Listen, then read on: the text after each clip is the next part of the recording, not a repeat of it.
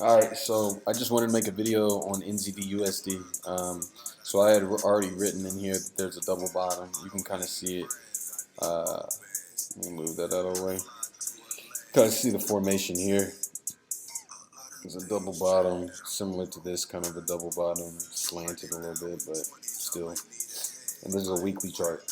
Monthly, we can kind of see where a double bottom was formed over the last 2 months, pretty much. And we're going higher, basically. And then on the daily, you can kind of see where there was a reaction. We bust through this level, came back, had a reaction at the 50 EMA, and now it looks like we might bounce higher. Okay, so one of the things that's interesting here is not only does that look like we might bounce higher, but it also looks like maybe we're just testing this area and we might keep going lower or something, right? That's one of the things that I picked up on, and then I carried that idea into intraday charts, saying, all right, we stop, pause here, and now we're going to keep going lower, is what I thought. I don't know why I was really tripping. So higher time frames, is obvious that we're pausing right now, but the highest time frame kind of shows that there's a double bottom on the wave for the weekly, and then that we're in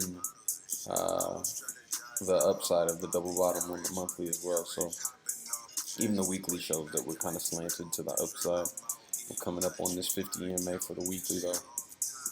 Anyways, for some reason I thought that, hey, maybe there's an opportunity to take this short.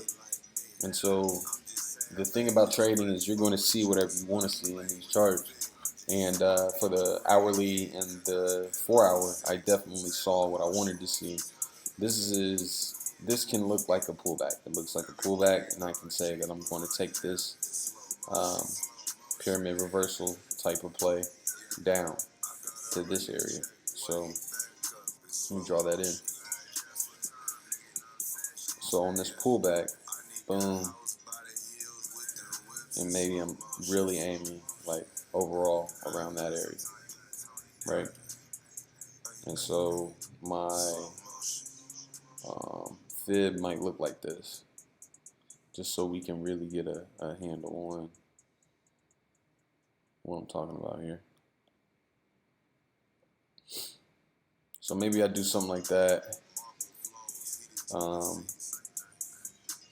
probably use this as the pivot point, and then maybe we have a stop loss around the 618, something like that.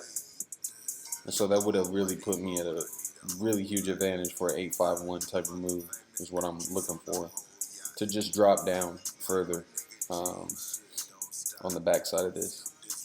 But the reality is, this intraday move, if it happens, is really not a long-term play. It's not a long-term play at all.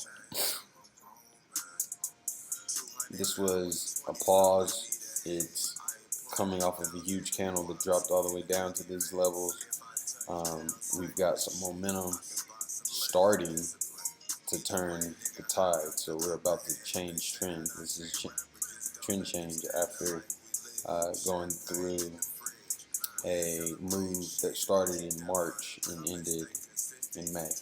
So we had this long trend and then move up, pull back, ultimately another move up. So this is a higher high than the previous high, and then higher low is what this looks like is about to form. Significantly higher low. And so, yeah, I think we're actually bullish. I think this is a very bullish setup right now. But if I'm just stuck in the intradays, I might make the mistake to say, all right, well, I'm about to make a lot of money off of this move downwards. And there's really not a whole ton of pressure there. We got a little bit of MACD divergence. But yeah, it's nothing super significant. There's nothing too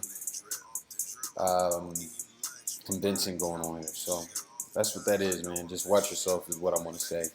Watch yourself. If you're really looking for a nail to swing a hammer at, then you'll find one. And I could take this trade, maybe it works out, but I highly doubt that we're actually going to drop down in this situation. I think we're going to take a breather and then make some moves up. So, all right.